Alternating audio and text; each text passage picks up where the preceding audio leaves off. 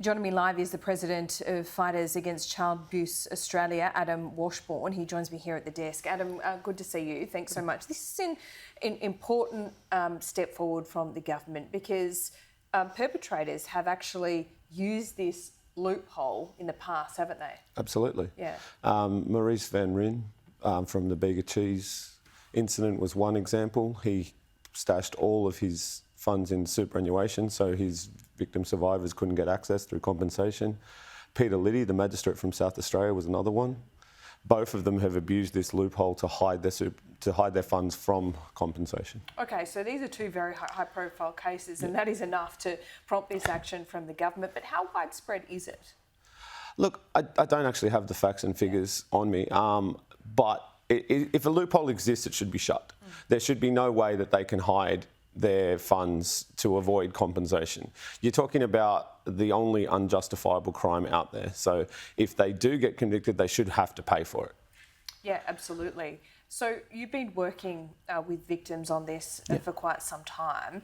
When was this raised with you as one of those loopholes that need to be clamped down on? How long has it taken to get to this point? So Andrew Carpenter gave me a call about 2 years ago and said, did you know that this existed, which I wasn't actually aware at the time. And together we've been able to bring on the Carly Ryan Foundation, the Grace Tame Foundation, and the four groups together have actually made some headway. When we met with Stephen Jones last year, in his office, we were able to see the law passed, and now the consultation paper's out. It just kind of highlights the evil nature of sex abusers, doesn't it? When they've just ruined someone's life like this, then obviously these two instances, they've got plenty of money, and then they go to great lengths to hide it, so their victims can't heal. Oh, absolutely. Yeah. And that's the compensation wouldn't be used to splash out. It would be used exactly like you said for healing, for psychiatrists. Yeah. I spoke earlier this week to Gary Jubilant and Madeline West. They've got a podcast that is looking at child sex abuse, and Madeline West has so bravely come forward detailing what happened to her. There seems a long way to go. There's a lot of taboos around the conversations we need to have.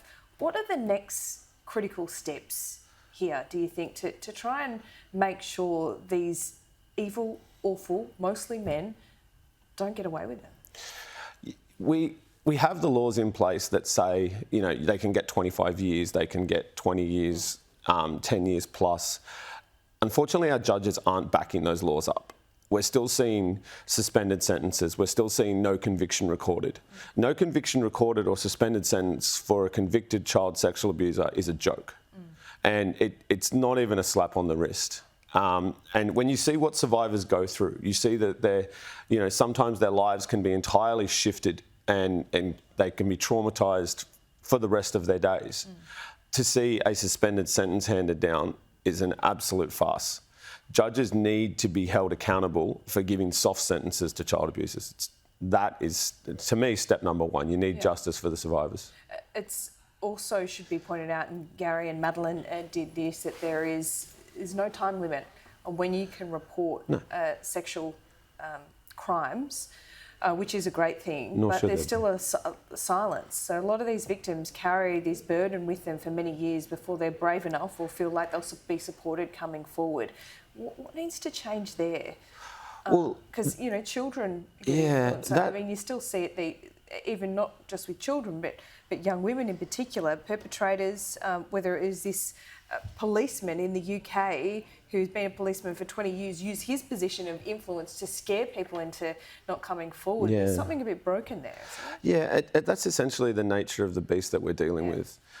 When you're talking about child sexual abuse, you're talking about something that comes with a stigma, that comes with a shame. And, podcasts like Predatory that Gary Jubilant and Madeline West have done are going to go a long way to help break that silence. We need more people talking about it. We need the discussion to continue. When the Royal Commission was out, there was a lot of discussion on child sexual abuse, and that was amazing. But then it just kind of died off. It needs to be in the forefront of people's minds. People need to realise that this happens on every street. This happens in every suburb. This happens every socio-economic demographic out there. It's not just a rich person or a poor person's problem. It's happening to everyone. And yeah. Really well said, Adam. Grace Tamer obviously has certainly kept it front and centre when she was Australian of the Year, but it's not going away. You're right, that predatory podcast will go a long way to doing that. Absolutely. Adam, thanks so much for your time. No worries, thank you.